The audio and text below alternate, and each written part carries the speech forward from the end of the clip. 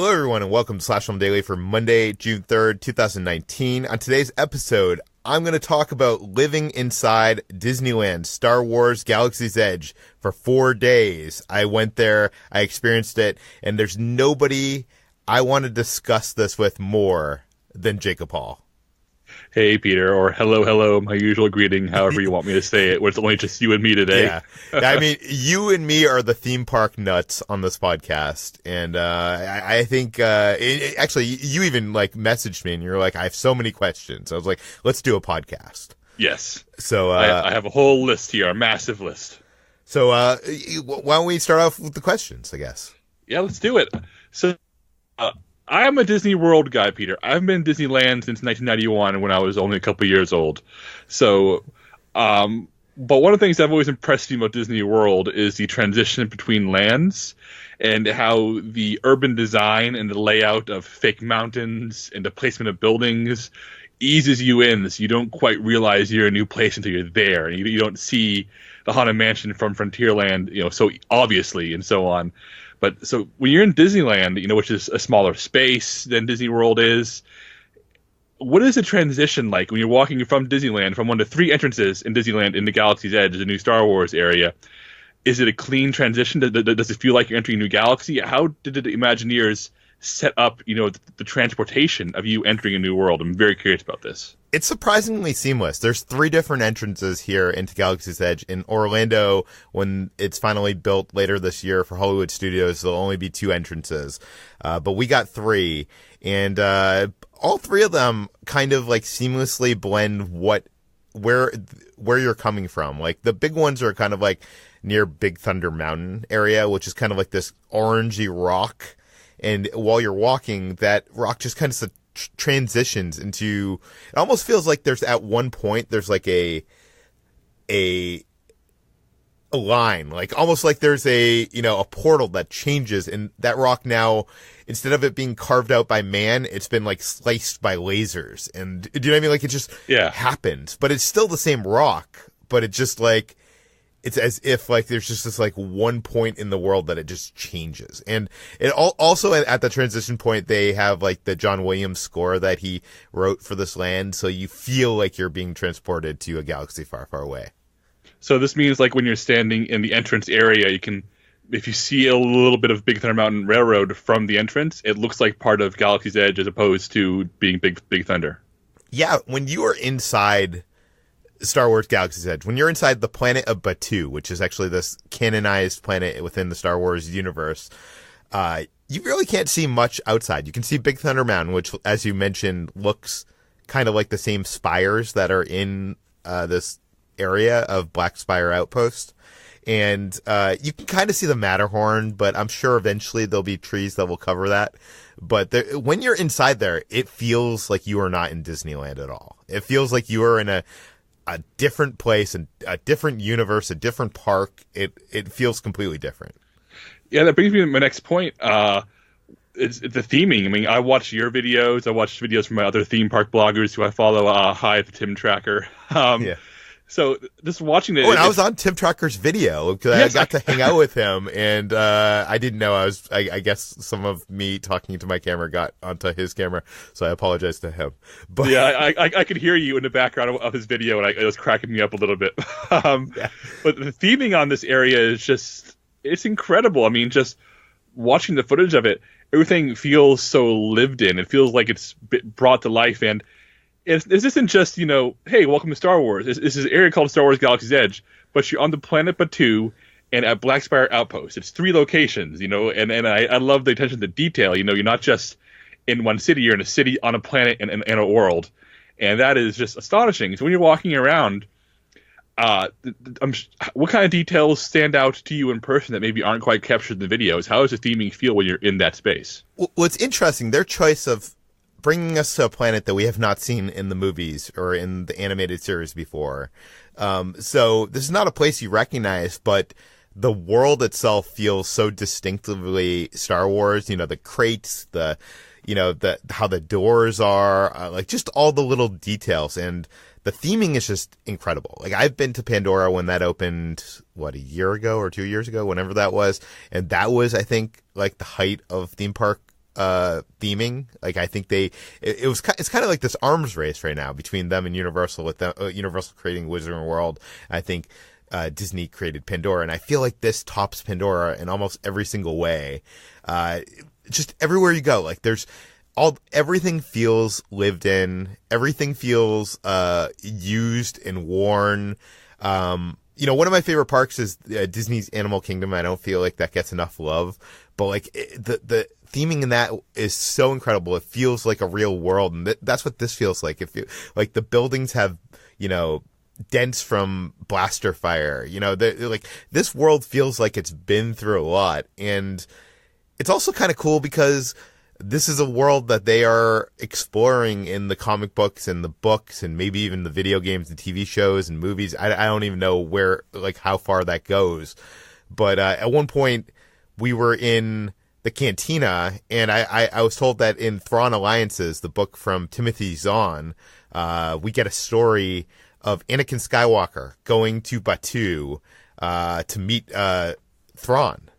This is back in the Clone Wars days, and some kind of altercation breaks out in the cantina, and there's some blast. I'm not exactly sure what it is because I have not read the book, but there's some kind of disturbance. There's some kind of mess there that you can still see the remnants of when you're in the cantina. So you feel like you are in a place that exists actually in the Star Wars galaxy, which is kind of really cool.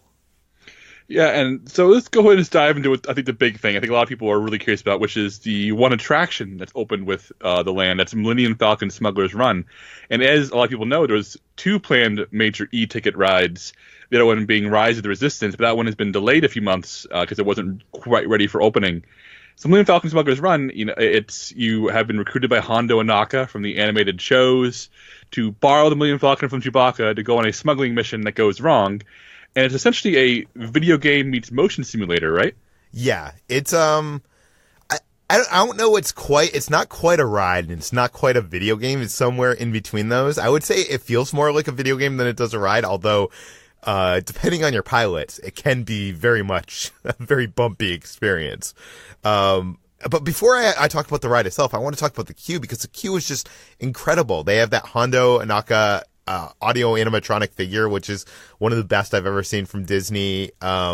This ride gets to put you inside the Millennium Falcon. By the way, when you're in Batuu, the thing at the very end, like while you're coming into Batuu and exploring this world, at the very end you come to this launch pad where the Millennium Falcon is docked, and seeing that Falcon, I've seen all the movies, I've seen all the shows, I've seen everything.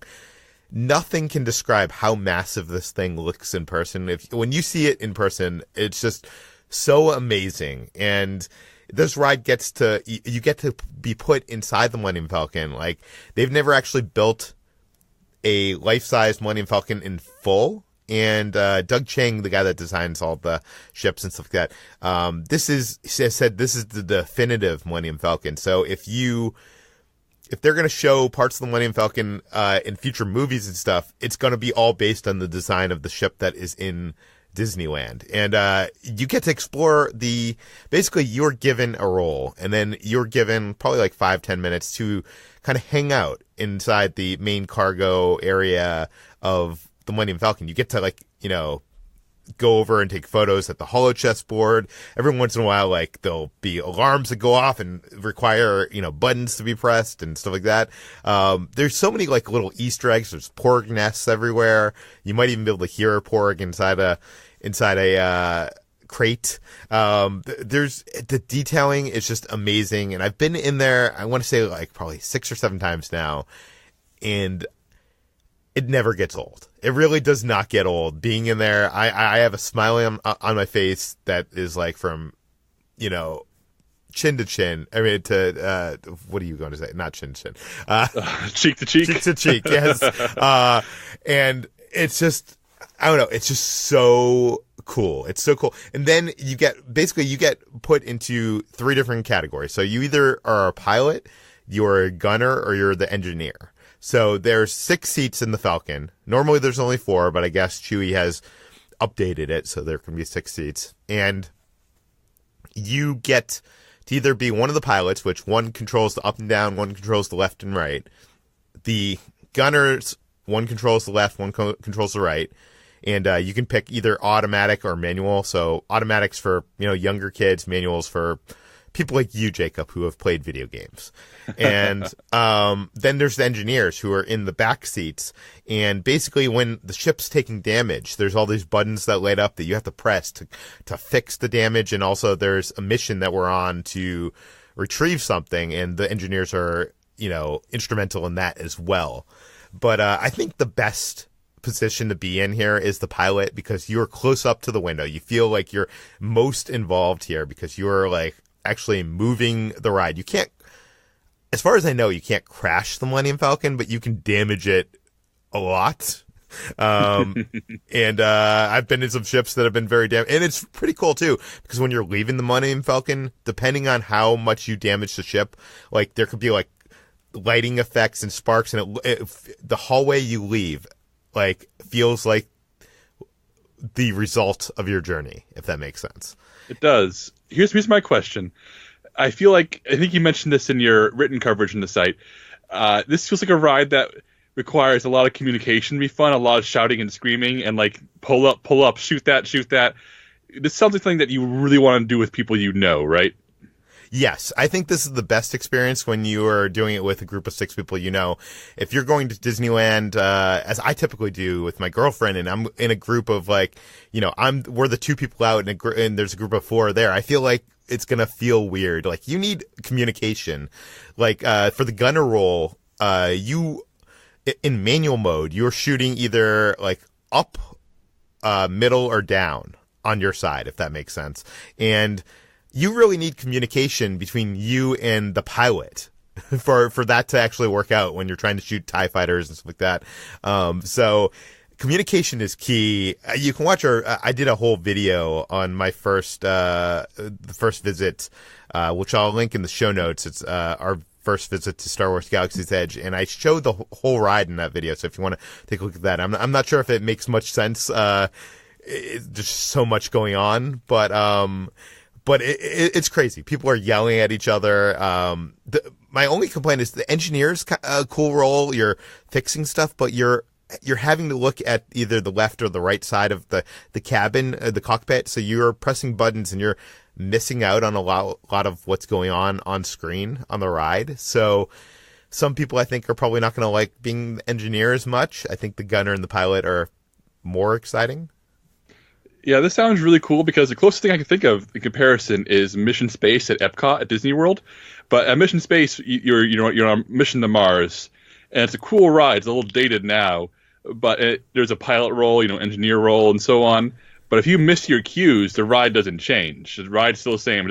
It is the illusion of interactivity, whereas this sounds like it actually is responding to you, and that feels very cool. You are controlling the movement if you're the pilot. There's actually been some tweets and complaints that, like, if someone wanted to, if someone was an asshole and they wanted to and they were the pilot, they could make you motion sick by just, yanking that thing up and down or whatever, the stick.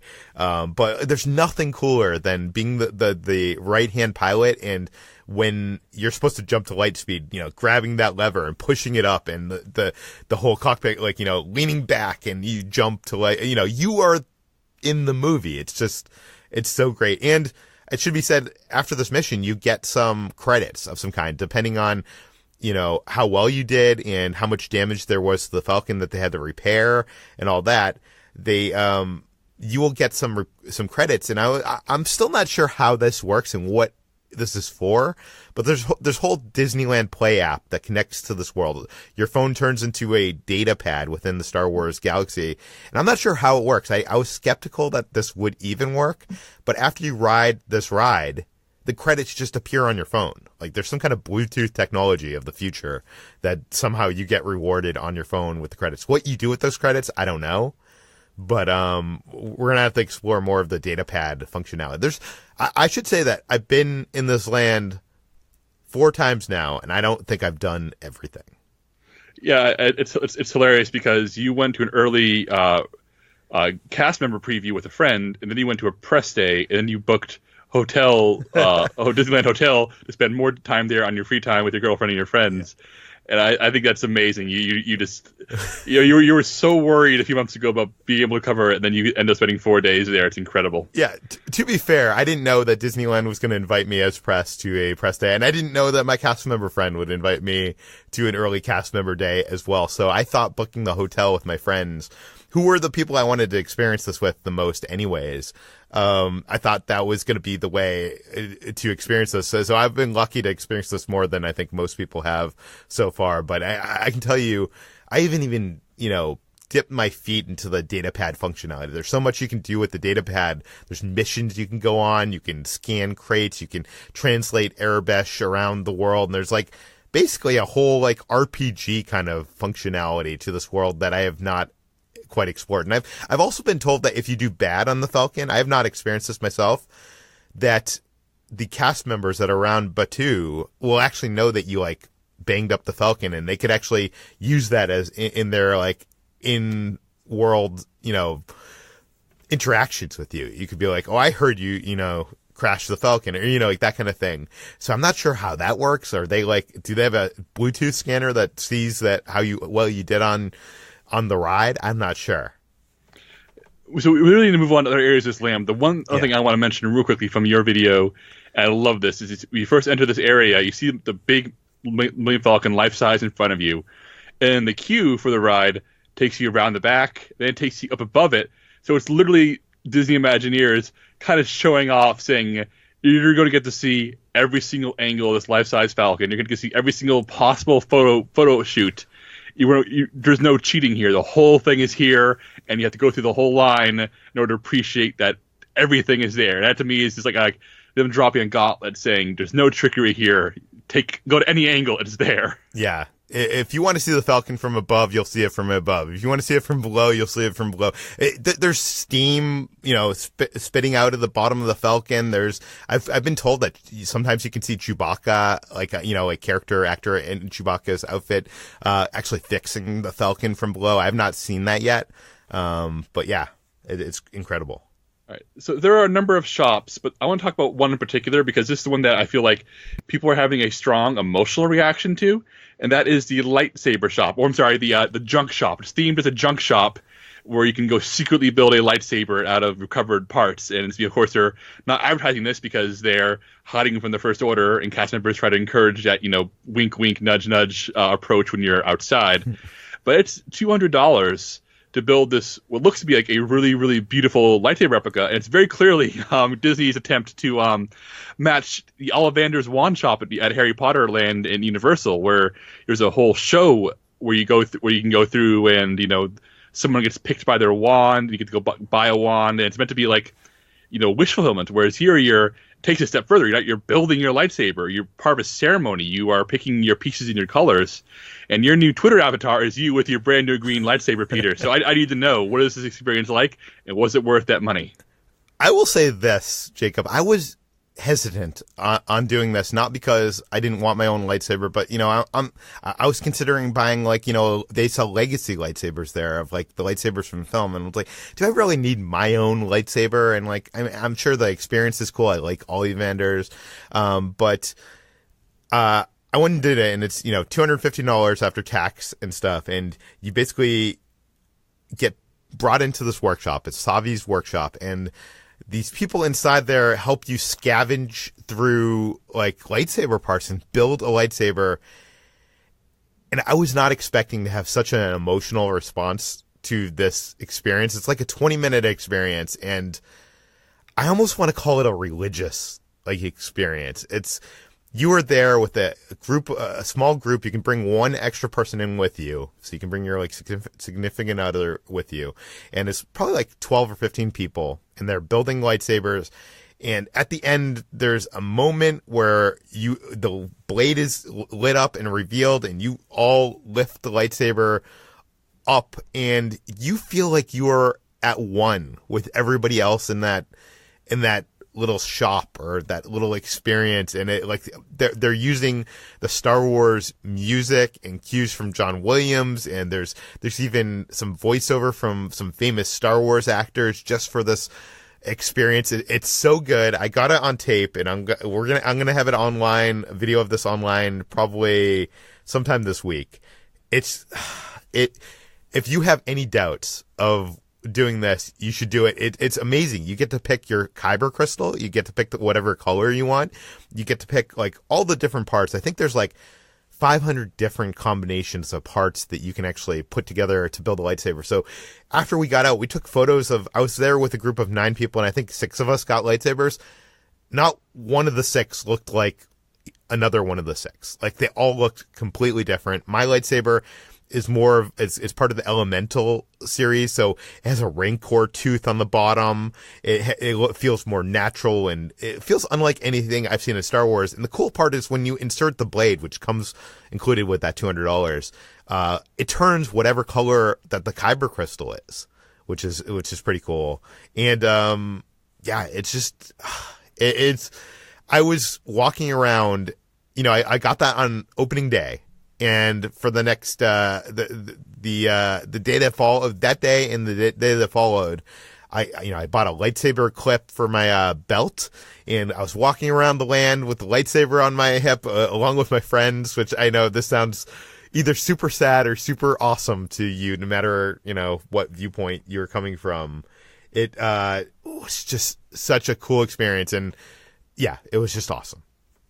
Man, $200 is a big cost. That sound, when you go on a theme park vacation, you know what you're getting into money wise. And when I hit up Galaxy's Edge, whether it's at Disneyland or the Disney World version, later this year, I'm going to save up for this, because this sounds like something that sounds like profoundly fun and profoundly something that I've always wanted to do, even though it's a whole show. It's Disney wanting your money, but they're earning your money, I think, through showmanship and quality. And to me, it's not just a custom lightsaber. To me, it's on my shelf now. It's on a stand, and to me, it's like the memory of having that day with my friends in Batuu. It's a really special thing, I feel like. Yeah, the other high-end build an object store is the Droid Shop, and I don't know if you did this, but I know I saw a video where I saw the whole process done. But for $99, I think it was, you go to a conveyor belt with the cast members' assistants. You scavenge droid parts and assemble them, and you can build a remote control droid. Did you do this? I did not do that. I'm planning on. I have a couple more reservations coming up because we went crazy. I am planning on doing this and doing it on video and getting it. I watched some people do it, and it looks cool. It's like people are grabbing these droid parts off of these conveyor belts and putting them together. And this shop is incredible. It's just themed with all these like parts of droids that we know from the Star Wars universe, parts of droids we've never seen before. Actually, in this droid shop, talk about saving your money, Jacob. You can buy a $25,000 R2 droid, custom painted in any way you want it to be. No discounts apply. No cast member, no annual pass discounts. It's a custom remote controlled droid. Basically, it is, if you can't own one of the droids that is actually in the movie, this is the next best thing. And this is probably the most expensive thing I think that's probably ever been sold in Disneyland. It's pretty crazy. Yeah, it's a little rich for my blood, Peter. But I love they offer that. I love that. At the very least, there's this replica version you can go take a picture with. At the very least, yeah. My question is, how many people do you think a year are going to end up actually buying one? That's a good question. I mean, like at Disney World, you can rent a yacht for like $500 an hour. So Disney knows they have rich fans. So my guess is they'll sell a couple. Yeah, and I should mention that they sell a lot, like $200. Sounds like a lot for a lightsaber. You could buy a full Stormtrooper outfit for like $6,700 or something in one of the stores. There's life size, you can buy Kylo Ren's helmet for I think like $600. So for the collectors out there, there's a lot of money you could waste.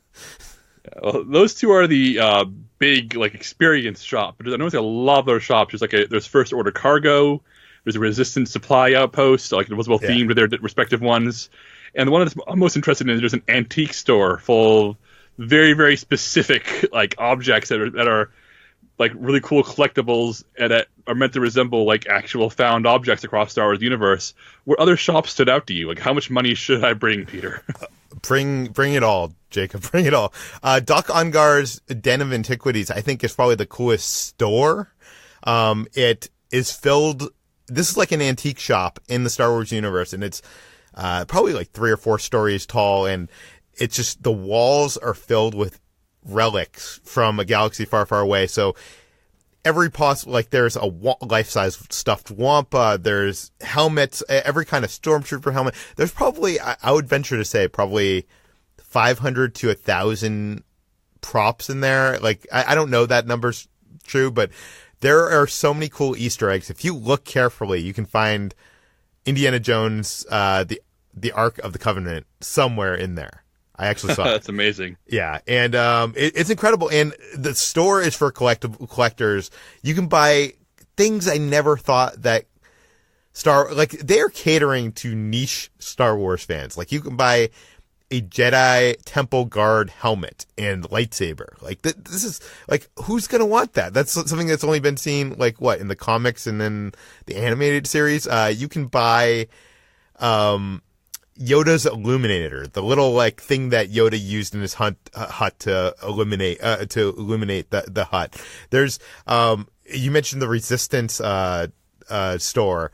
Over there at those carts, you can buy the Resistance MRE kit, which is like this kit that has all these snacks and candies in it. And I was making fun of it at first, and then I realized that this kit is the kit we see in Empire Strikes Back that Luke is actually eating out of. It's the Rebels MRE kit that they have faithfully reproduced for this land. It's like a thing that's in the movie for, less than a second. And so, people, I guess some Star Wars fans are going to want this, right? Yeah, at its very least, then you can, like, keep in your massive collection of things, or if you're a kid, actually use it for its intended purpose. I will admit, looking at videos, the one thing I found disappointing about the shopping is that for everything that feels like in universe, there's like keychains and pins and like more standard, theme park merchandise. It kind of took me out of it a little bit. Did you feel that way, or am I just being obnoxious? It's tough. They're walking a fine line because everything in here is supposed to be in universe. There's not anything you find in here that has the Star Wars logo or says Galaxy's Edge. There's a store where you can buy like postcards from Batuu or Black Spire Outpost, which is this little town that you're in, and that makes sense. Like, if you go to any town, there's a touristy store. But I know what you're talking about. There's like stuff you can buy of like the Millennium Falcon, and it's like, would they really be? Would you really be able to buy a like small Millennium Falcon in this, if you were actually in this world? No. Would you be able to buy a, Boba Fett toy? Probably not. But a lot of it is pretty cool. A lot of it is in universe. The one thing I do want to mention for shopping is the creature stall. And this is a store that's filled with Star Wars creatures, and you can basically adopt and take home anything from a porg to a wart to any Star Wars creature you can think of. And they even a quacking monkey lizard, like the Salacious Crumb. That one sits on your shoulder, kind of like the Banshees at Pandora, and you can puppeteer it. The porg will talk and flap its wings. You can get a Lothcat, which is from Star Wars Rebels, and that one I was so amazed at because you can pull its tail and its eyebrows will get mad at you, and then you can pet its head and it will calm down. Like, every one of these like toys, they're not just plush toys. I'm sure like if you just saw photos of them, they would just look like plush toys. But every single one of them does something cool in its own strange, unique way. Oh, that sounds really cool. And there's also the Toydarian toy shop, which has all the in-universe toys, like things that look like action figures that were actually made in universe, right? Yeah, a lot of like plush and wooden created things. Like, so you can buy a wooden stormtrooper doll, like the one we saw Jyn Erso had in Rogue One. You can buy Sabacc. You can actually buy the cards in Sabacc. You can buy even chance cubes that we saw in Phantom Menace. So there's a lot that you can buy. There's too much you can buy. I don't even want to look at my credit card statement of what I spent over the last week, but I spent a lot. So let's move on from the shopping to the food. Let's not talk about blue milk. I want to have our own conversation about blue milk in a second. So let's talk about everything else, and that includes the main quick service restaurant. It's a cargo. It's Docking Bay 7. Yeah. Food and cargo. Yeah. And so how is that? It's very good. All the food there is, I mean, it's variations on food we have on Earth, obviously, but it feels otherworldly. The one I like the most is the Kadu ribs, which is like a normal, like, baby back rib, kind of rack kind of ribs, but it has like the sweet and spicy sauce on it, and it comes on top of this cabbage and also this, blueberry corn muffin, and it looks very otherworldly. The desserts there look like the stuff that they sell at Pandora. They have all sorts of interesting drinks and stuff. They actually, you were eating in this, like, you know, this docking bay. It feels so, everything's so themed and so cool. They have these, I feel like I'm going to get mocked for this, but when they have space sporks, okay? It's like these metal Star Wars sporks that feel like they've been in this universe for hundreds of years. And when they opened, they were just at the area where you pick up your condiments and napkins and stuff. And I guess too many people were stealing them, so they've actually put them behind the counter and are only giving you one per meal or something like that to prevent people from stealing them. But yeah, but people are selling these sporks online on eBay for like $30 each. Wow. So there's also Oga's Cantina, which sounds to me like the place to go. It's, you know, just this very intimate place to get drunk at Disneyland, and Rex from the original Star Tours is your DJ there, right? Yeah, no, there's everybody that's ever wanted to step inside the world of Star Wars has wanted to step inside the cantina, and this feels like a Star Wars cantina without the droids and without the creatures. And I think that's my one complaint about not only the cantina, but this land as a whole, that, you know, the inhabitants of Batuu, and I know we'll talk about that later, all seem to be like young white people from Southern California, because they are. But, you know, there doesn't seem to be older, grizzled people. There doesn't seem to be aliens. There doesn't seem to be droids. But this cantina is, by the way, it's one of the biggest waits in all of the land.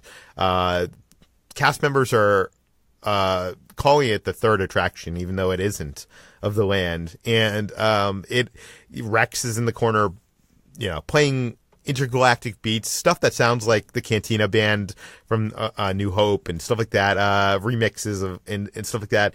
And Paul Rubens reprises his role with Rex's voice. It's all amazing. The drinks there are all very good. There are, with everything else, there's expensive options here, Jacob. There is drinks that you can buy in a Porg ceramic mug.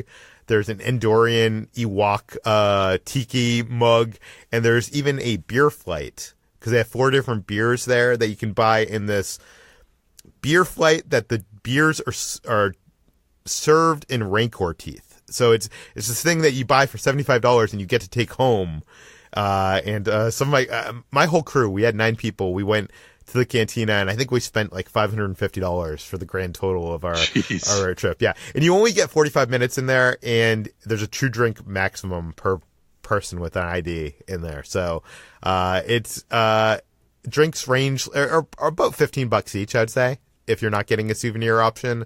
And, there isn't much in terms of snacks there, but there is something called Oga's Obsession. Oga is the person who runs the cantina. You don't see her, but you hear her over the intercom from time to time. And her obsession is like this. It's served in like this petri dish, and it's like Jello with boba balls and some dried fruit and Pop Rocks on top. And I know that doesn't sound like it's going to be good, but it was amazing. Oh wow! But for other, like, if you're like on the go, there's Ronto's Roasters, I believe it's called, which is the outdoor grill where the grill itself is an old pod racer engine, which is theming that I adore. Yeah, and the torture droid is the one cranking the alien creatures, roasting them in the pod racing engine. The main thing there is the Ronto wrap, which is basically like an elevated hot dog is what I'd call it. It's served in a pita. It has some other stuff in there. There's some slaw and stuff. It tastes amazing. It's probably a little overpriced. Everything's overpriced. It's a theme park. But it's probably one of the best things I had in all of there. They also have like some beef jerky options, which I know for you and me, Jacob, the people on keto, might be a good option, but I tried some of it, tasted dry, and it feels like one of those things that, like, they thought would be a good idea because it looks alien and weird to serve beef jerky, like these big slabs of beef jerky. But I have the feeling it's not going to last long. Yeah, so let's go ahead and move on to the controversial thing here, and that's the blue and green milk. And I feel like for people who aren't theme park fans, we need to establish what Disney's goal here is, and that is when the Wizarding World of Harry Potter opened Universal, they introduced butterbeer, which, you know, was from the world of Harry Potter. People always want to try butterbeer. What does that taste like? And you cannot... It became such a massive hit. It makes so much money for Universal. They have sold millions upon millions of cups of butterbeer. So much so they've raised the prices and people don't care. It's now regular version, frozen version, warm version, and clearly with blue milk and green milk, you know, borrowed from Star Wars universe. This is Disney trying to do butterbeer. So the question is, from me to you, Peter, is blue milk the new butterbeer? Unfortunately, no. And this is something I've wanted to try ever since I saw A New Hope, the blue milk. It has kind of like, I want to say a berry taste to it, although it's been described as other things like watermelon. I don't know. Different people describe different tastes to it, but it's this creamy. It's made out of coconut and rice milks. It's not made out of, so it's non-dairy. It is, the frozen one is better than the non-frozen one that they serve in the cantina. And it's, I don't know, it's not bad, Jacob. It's just, it's not butterbeer. Do you know what I mean? It kind of like the taste of it, and they serve it in a small glass. It's $8 and it comes in this like really small cup. And I feel like you don't want to have more than that small cup of the butter, of the milk. And they also serve the green milk, which we saw Luke Skywalker drink on Octu in Star Wars Last Jedi. It looks a little bit yellow and not really green there. And that has more of a citrusy, taste. It has like a flower or hibiscus like aftertaste. I'm not sure which one I like more, and I'm not sure I would ever buy either of them again. Oh, that's the roughest thing Disney could possibly hear, honestly, because like you mentioned to me earlier before we were recording that you can't visit the Wizarding World of Harry Potter without getting butterbeer. You like when you go in there, it's like I cannot leave without getting a glass of butterbeer. And here is their signature drink, and you don't want it again. That feels like in a land where so much feels right. That feels like not a disaster by any means, but it's not going to be the massive sensation that Universal has over there. Yeah, I mean, I think it'll be a sensation for the first year because everybody's going to want to get an Instagram photo with the blue milk. But I don't know. I feel like Disney has their customer satisfaction surveys, and I think people are going to be voting down on this one. So let's talk about the people in Batuu. You mentioned earlier that you wish there was more aliens and people of more ages and variety instead of, young minimum wage Disneyland employees. Yeah. But a lot of hype was made about how they're going to be acting like they're in character, like they're citizens of Batuu. And so I'm curious about how they walk the line between having to actually function as an employee, take your money at a cashier register, make sure you know the rules of the ride and enforce, restrictions, while also acting like they're citizens of an alien world. Does it work? It does and doesn't. I will say that, they have their own vocabulary on Batuu. So while you're arriving there in the morning, you'll hear the citizens telling you bright suns, which means good morning. There's a whole list of vocabulary words you can learn online before taking your trip there. And, I think it works as much as you want it to work. Do you know what I mean? As much as you want to put the effort in, they're going to put the effort out. I've had some very interesting in world conversations with the citizens of Batuu, and I've had also ones that were felt like, this is just a replica of Luke's, like that didn't feel like we were talking to someone from Batuu at all. It also poses a problem because you sometimes ask questions and you need to kind of, it's a game of trying to get the answer because, I saw someone asking when the fireworks show was going to be at Disney, and they're like, we don't know about any, what is fireworks? You know what I mean? Like that. And like, oh, and then eventually I think the cast member was like, oh, I heard off planet there's some kind of celebration going on at 8:30. Do you know what I mean? So you got to get to it. You eventually have to work your way to it. It's not as easy to get like answers of some sort. Like when I got my lightsaber, I had, my blade. So there was something wrong with the light up ability of the blade, and I had to bring it back to there. And like, it wasn't like a normal return process. It was like, oh, we'll take the saber back to the, to the workers in the back, and they'll take a look at it. And it was like this whole thing, and they brought back the blade and it worked again. And I was like, and the guy was like, the gatherers fixed it for you. I was like, did they replace the blade? And he looked at me weird. He's like, I don't know what you're talking about. They took it apart and fixed it. So it's like, so it's all in world. And, I really think there's some fun to be had here. The problem is that a lot of these people are minimum wage, people that live in Orange County that don't have acting abilities or improv skills. So, your mileage could vary. Yeah. Yeah. Well, let's talk about the characters who are there to provide more than just basic services disguised as like an alien world. The Walkaround characters in the videos, I saw stormtroopers, I saw Kylo Ren. I even saw one very charming video where Chewbacca was running through the streets like with the help of some visitors, shielding him from a stormtrooper patrol. So it was like felt very interactive and fun. You could walk right up to Kylo Ren and he talks to you, and Chewbacca's there, and he's actually reacting to the stormtroopers because he doesn't want to get caught. And it seemed more up close and personal than a lot of other character encounters. Did you encounter this? Do you think this would be an ongoing thing? Yeah, this is interesting because in your home planet of Disney World, they do not have character meet and greets outside of like the planned ones that you have to stand in a queue line for, right? And Disneyland, they have a couple that happen on like Main Street and such, where there'll be a cast member with the character and people line up in an orderly line to meet a character. But here in Batuu, this is a totally different thing. This is these characters: Chewbacca, Rey, Kylo Ren, stormtroopers, Imperial officers, Vi, who's this character that's in the books. She's like Leia's second in command, who sets up the base on Batuu. You can see her running around trying to get help from the Resistance and stuff like that. Like they are actually actively exploring storylines. Like there's one point I saw Chewbacca trying to fix the X-wing over by the Resistance area, and it was this whole kind of like impromptu show kind of experience. But they're like in the land with you. It's not about getting photos with them. It's about having meaningful interactions with them. And, Kylo Ren at one point comes out of the TIE fighter and force chokes an Imperial, First Order officer, and then goes on a hunt through Batuu with his two First Order stormtroopers looking for a Resistance spy. And, he's interrogating all these people. I got interrogated by Kylo Ren.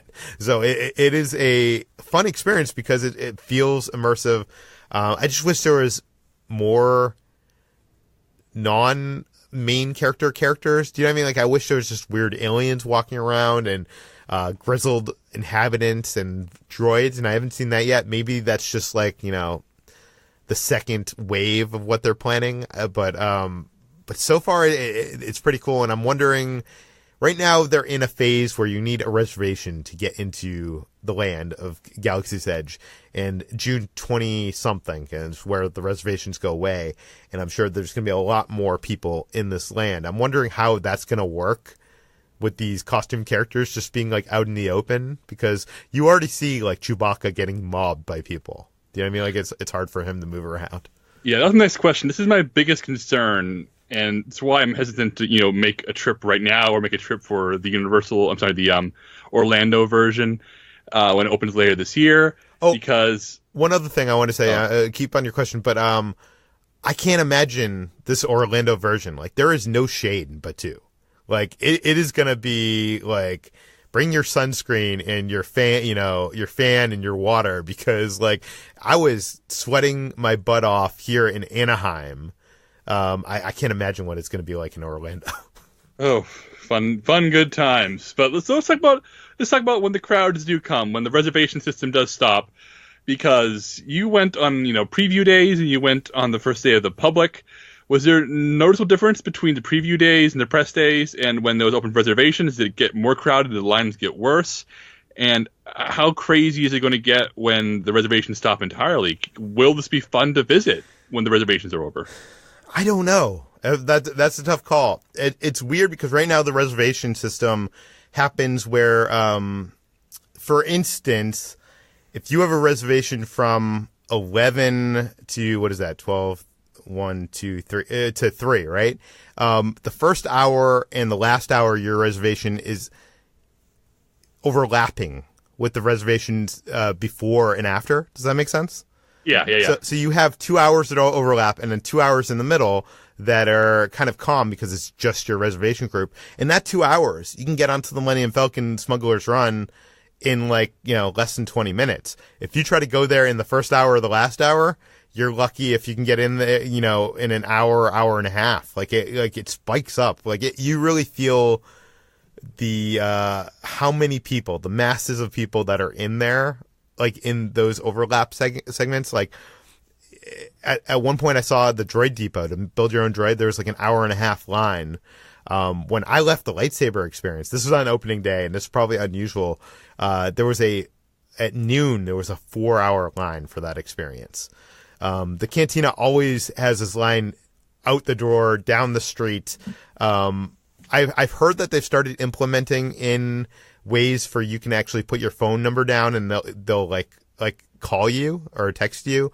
So it's not like you have to wait in line. So that's good, but that wasn't what it was like the first couple days the hour was there. And that's definitely not what you can do at Droid Depot. You got to wait in line. So I don't know. That remains to be seen, Jacob. I think I'm a little bit worried about this. Yeah, this I have a bad feeling about this, Jacob. Well, this leads directly to my second question, which doesn't even feel like it needs an answer anymore. I was going to ask you, how desperately does Batuu need Rise of Resistance, the second ride? And it sounds like the answer is it needs it immediately. It needs this mass capacity attraction that's meant to be an hour-long experience with interactive stuff in the queue, and then a full-fledged dark ride that's going to eat thousands of people in the queue and have thousands of people go through it per hour. It sounds like Galaxy's Edge needs this to function going forward, right? It does. And I've been hearing anything from August to October as being the opening date for that. So, it's coming. It's going to be coming by the end of the year. But I will say this, even if you only have a reservation for 4 hours, you cannot do everything in those 4 hours. It is still a big experience. It's still, I've gone, I said 4 times now, and I have not experienced everything that this land has to offer, and one of the rides isn't even open. Yeah, so one thing we mentioned earlier is the theme park Cold War between Disney and Universal.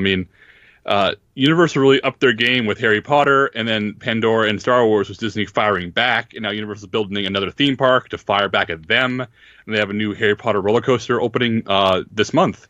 So this is just a pure game of speculation, Peter, but as a theme park fan, as somebody who actively studies this industry and enjoys it more than the average human being, what does Universal do to respond? How does the Cold War escalate? What comes next?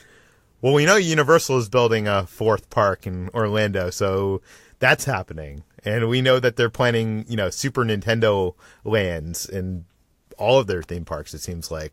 So I think that's probably the next big strike is that, right? Universal has said that they want a new ride or new attraction every year for every one of their parks that they have right now. So, here in Hollywood, they have Jurassic World opening this year, probably Secret Life of Pets opening next year, and I'm guessing Nintendo Land the year after that. So, it's going to keep on happening. I'm wondering if Disneyland, this is the first major expansion of Disneyland in quite some time. They've done stuff with DCA, but this is the biggest land that they've ever built. And I'm wondering, I know that they have plans for the Marvel land over in DCA, so that will probably be the next big thing to happen. And then there's rumors that they might redo Tomorrowland, but I don't know, if Disney can maintain the one new attraction a year like, timeline that Universal has kind of like taking the call to? Yeah, I feel like the double-edged blade of the Universal versus Disney dynamic is that Disney is very sentimental. It does not like to replace its classics. It likes to rely on the fact that people want to come back and share the experience of their kids that they had years ago. Whereas Universal is unsentimental, sometimes to a fault, where there's saying if it's too dated, tear it down, build something new right away. So I feel like those two mentalities are at war. And the question is, where do both companies draw a line? Where does Disney's sentimentality collide with Universal's, unsentimentality? Yeah. Well, I'm honestly curious. I know that isn't your question, Jacob, but Star Wars Galaxy's Edge is set between Last Jedi and the Rise of Skywalker. And I'm wondering what happens after Rise of Skywalker. This land has the First Order. It has Kylo Ren. I'm assuming Rise of Skywalker is going to put, the First Order is going to be defeated, right? Kylo Ren is either going to be redeemed, killed, or turned to the light side. How does this world function? Does it always function as a minute in this time period? We've heard rumors that it's going to grow, they'll have seasons, that it will become new things. How do they change that? And I'm because, if it was just this land, I could see that, but this Rise of the Resistance ride that hasn't even opened up has a Kylo Ren animatronic in it. It has the First Order is a big part of that. So how do you have any idea how this would grow with the stories? I think we stay in the snapshot. I mean, the period of time between the first Star Wars film, A New Hope, and Empire Strikes Back is always sort of unspecified period of years. That's become the playground for all kinds of Star Wars stories, video games, comics, novels. They all play around in that time period because it's large enough to have unlimited adventures, and people always return to that time period because, there's very little time between Empire and Jedi. So I feel like if people keep on going back to that time period as a fertile ground for all kinds of stories, I think Disney's going to be very comfortable using the space of time between Last Jedi and Rise of Skywalker as their playground, because we don't know the exact amount of time, but there will be a time jump of some kind.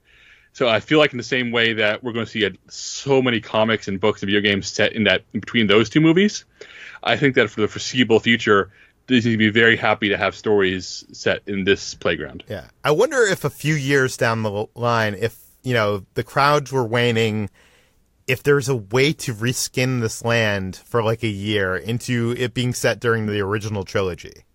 Do you know what I mean? So Darth Vader could be on the, walking around with normal stormtroopers, and they can maybe reskin the ride. I'm probably going way too far. That's probably not possible, but I think that would be cool if they could.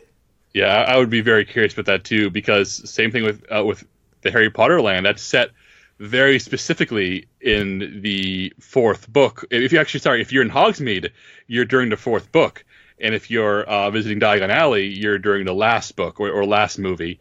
So it's very strange about how the very specific times was set in. I've always wondered, you're right, with both these, will they ever feel the need to update it in any way to reflect something more timeless or to reflect whatever's more popular at the time? Yeah. And all right. One thing I wanted to say to you is you talked about the music earlier.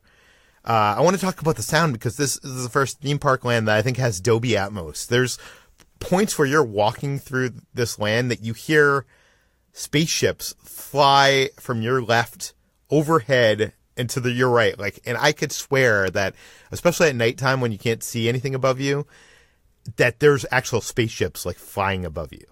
It is you feel like you are there. Oh, so the next step's got to be a Pepper's Ghost projection effect to somehow project spaceships above you. Well, I think they could accomplish that in practical world with drones. They could actually have drone TIE fighters, and maybe they would have a show, a nighttime show where there's X-wings and drone and TIE fighters fighting each other, and you have these lasers shooting and firework explosions. Oh, that sounds so cool. We could, fingers crossed. So here's my next big question, which is, you always hear about how an ambitious theme park restaurant will open, raves from, theme park aficionados, raves from people who value unique experiences, or a ride with all the bells and whistles working, And after a few years and all the customer surveys, people say, I don't want this unique food. I want chicken fingers and nachos. Or, a ride stops being as popular, so they stop maintaining every little tiny detail, and they start saying what's acceptable to lose and what's not. So, having eaten a weird food here, that's style like alien food, it's really out there, having ridden Smugglers Run, which is so full of detail, how long does this last? How long will it be until, the restaurant stops serving alien food and just says, here's a burger? I mean, hopefully it won't happen, but it's always on the edge of my mind now. Yeah, I don't know. I mean, like I said, the sporks made it 2 days. So I don't, I'm wondering that myself, because there's some of these items that don't look appealing to, I feel like, mainstream American, like, do you know what I mean? Like general population people, like non-adventurous eaters. Yeah. Yeah. Like, that's my main worry, is that I'm actually doing for work, a Disney World trip later this week. We'll talk about more of that on a future podcast, but I'm like making a list of restaurants I want to go to, because I don't know what's going to be on the menu when I'm there again. Like, I want to make sure I try the weird stuff. Like, I know Skipper Canteen at Adventureland, apparently it's been changing up its menu because people were kind of opposed to its super international flavors, and I want to be there before it's chicken fingers, Yeah. Okay, so let's talk about what you don't like. I know that's we've been raving for over an hour now. It's clear this place is great. It's clear for a Star Wars fan especially, it's awesome. But let's get negative, Peter. Let's open up that little bag and talk about what you don't like, what could be improved, and what do you want to nitpick? Okay, my nitpicks are this. I feel like the Millennium Falcon ride is a bit of a video game, and it feels like that. It feels less of a ride. It does feel like they've started ramping up the movement in that a little bit more after there has been some guest complaint. I could be wrong there. I'm just speculating. From my first ride to my last, it feels a little bit more bumpier. But I feel like this is not the each ticket attraction that everybody is looking for. I feel like, especially after, you getting to hang out in the Millennium Falcon before you actually go into the cockpit for the ride, like that experience, it's almost downhill a little bit. Not to make it sound bad, but it's a good ride. It's not a great ride. The Walkaround characters, I really think that there needs to be more immersion. There needs to be more storylines going on. There needs to be loops, like, in the world of Westworld. Like, there needs to be actual things happening on a 4-hour loop or something of stories you could follow, almost like what's that play in New York where you go into the apartment building and you follow around people? Sleep No More. Yeah. I know that I've talked about this. Over a year ago at South by Southwest, they had a Westworld installation where they built a ghost town and had it full of actors playing Westworld inhabitants, and they were literally on a time loop, and you could follow a character around as he literally went through a storyline, meeting people, getting drunk, getting angry at somebody, finding them, killing them, and you could just immerse yourself and just sit there on a porch and watch things happen in front of you, or you could literally investigate and follow plot lines, and it was just a bunch of actors who would interact with you and talk to you and react to you, but they were actively engaged in storylines, and you'd have to watch the loop multiple times. It was a 2-hour loop in order to get all the nuance, understand who is who and what.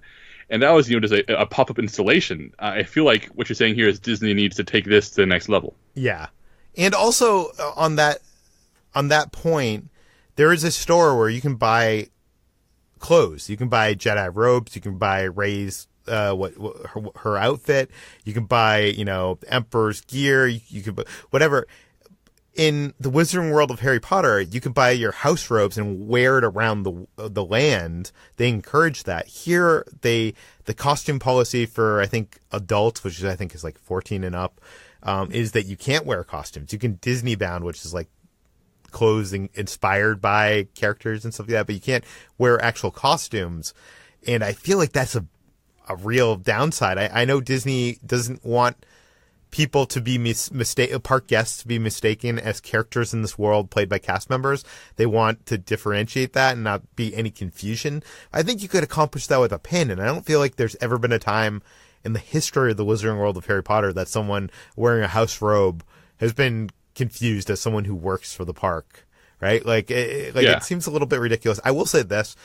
You're also not supposed to have your lightsabers out and stuff. And from what I saw, there was people actually walking around with Jedi robes, and there were people like myself that actually took photos with their lightsabers out and stuff like that.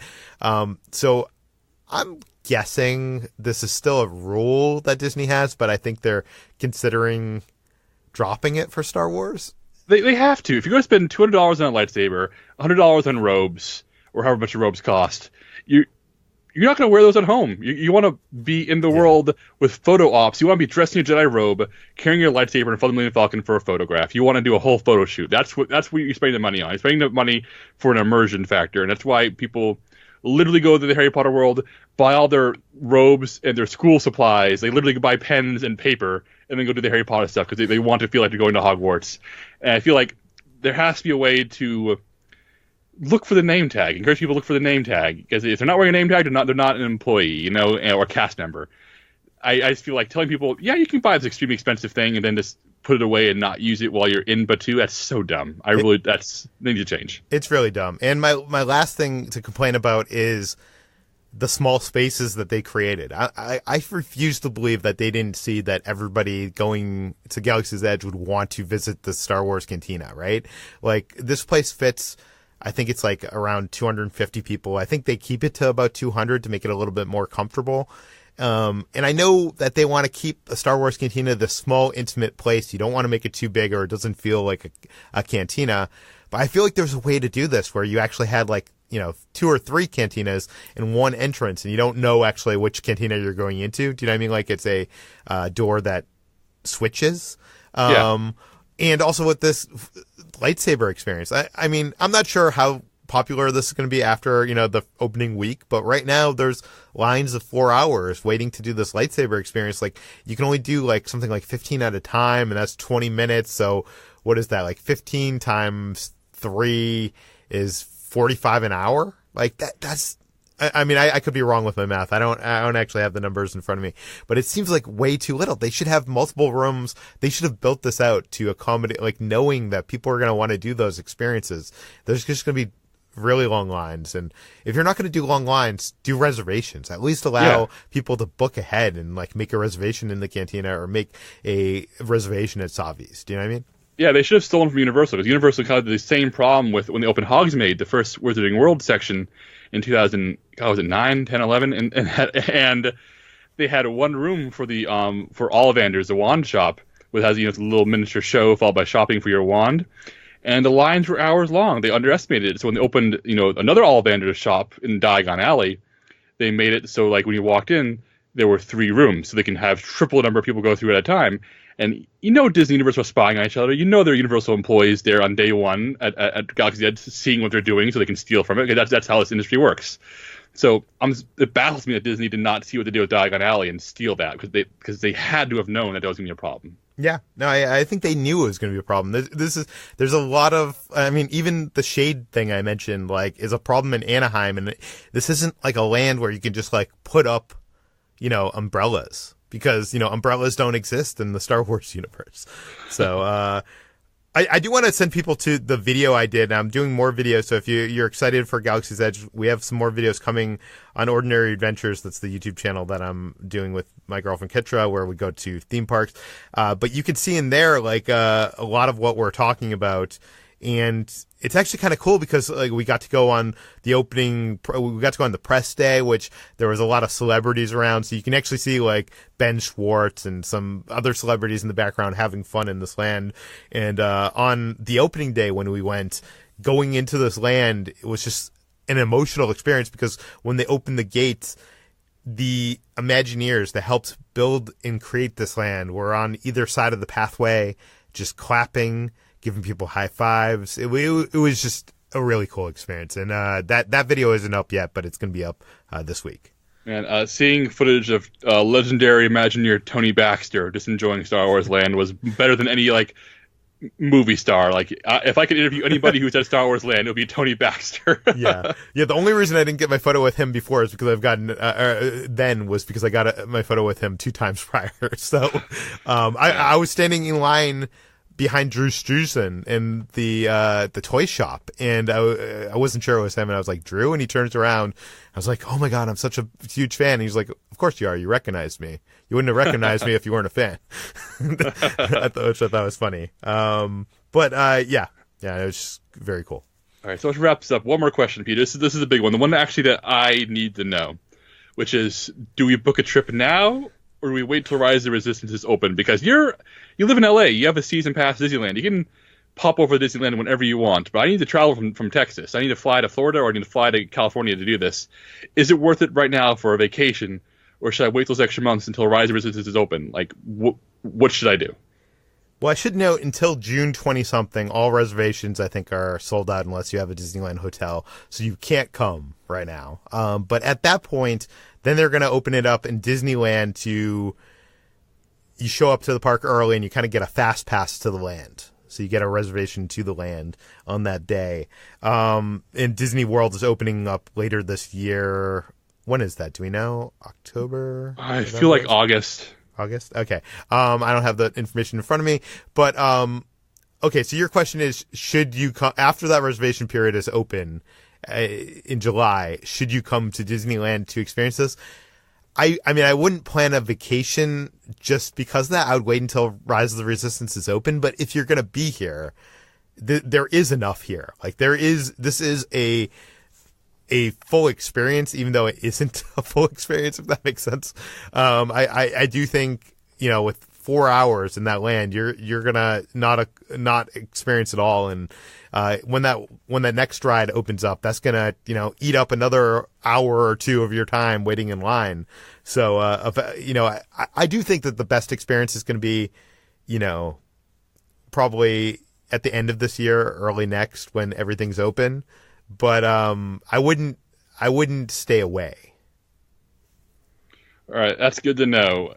Yeah, like I said, I do not know when my next vacation is to either Disneyland or Disney World post Galaxy's Edge opening, but this podcast did its job, Peter. It got me very excited, and I had already edited all your posts, which will be in the show notes. You wrote a lot about this in addition to your video. So if you want to know more, if you want to see photos, if you want to see all the menu items, if you want to see prices, if you want like tours of all the shops we've discussed, all those links are in the show notes, and you can check them all out. They all link to each other, so it should be easy to find and read them all.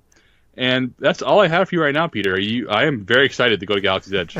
Yeah, I feel like people have been listening to this over an hour now. That's 1/4 of your time if you have reservation to Galaxy's Edge, which is pretty insane. But I want to thank everybody who got this far and has been listening or has been watching the videos that we've been doing, because we recorded a bunch of videos while we were there, and we have more coming. So thank you for watching, listening, reading, everything. I hope my enthusiasm for this land is coming through.